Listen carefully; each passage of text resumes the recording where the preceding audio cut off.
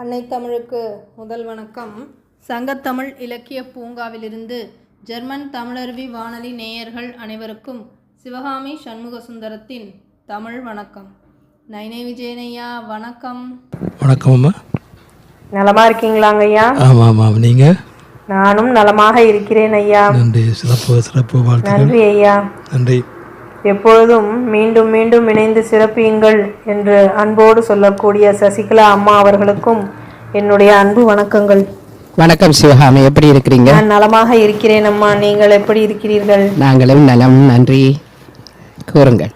இன்றைக்கு என்னுடைய தலைப்பு நீலகண்ட தமிழன் ஐயா அவர்கள் எழுதிய ஆத்திச்சூடி கவிதையிலிருந்து கேடெனில் எதிர்த்து கேள், கேடெனில் எதிர்த்து கேள். பாதகம் செய்பவரை கண்டால் மோதி மிதித்துவிடு பாப்பா, கேடு கெட்டவர்கள் நிழல் கூட தீண்டாமல் தவிர்ப்பது தப்பா. உண்ணும் உணவு உடலுக்கு கேடு, கண்டதை உண்டுவிட்டு படுகிறோமே பாடு. பச்சிளம் குழந்தைக்கு ஆரோக்கியப்பால், கலப்படம் வேதிப்பொருளால் ஆரோக்கியமே பால். பச்சிளம் குழந்தைக்கு ஆரோக்கியப்பால், கலப்படம் வேதிப்பொருளால் ஆரோக்கியமே பால். மழைநீர் சேமிக்காது வீணாக்குகிறோமே, காசு கொடுத்து நீரை வாங்குகிறோமே. குடிநீர் சாலையோர சாக்கடையில் தேக்கம், குளிர்பானம் தயாரிக்க தொழிற்சாலைகளுக்கு ஊக்கம்.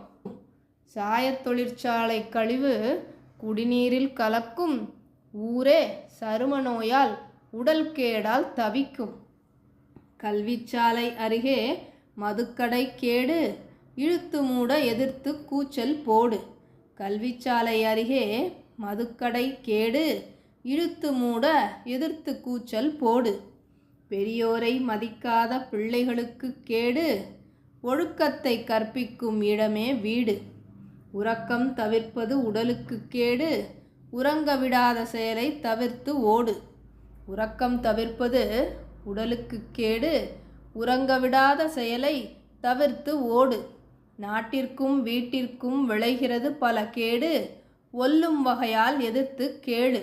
நாட்டிற்கும் வீட்டிற்கும் விளைகிறது பல கேடு, ஒல்லும் வகையால் எதிர்த்து கேளு. கேட்டினால் விளைவது அழிவு, எதிர்த்து கேட்பதே துணிவு. கேட்டினால் விளைவது அழிவு, எதிர்த்து கேட்பதே துணிவு.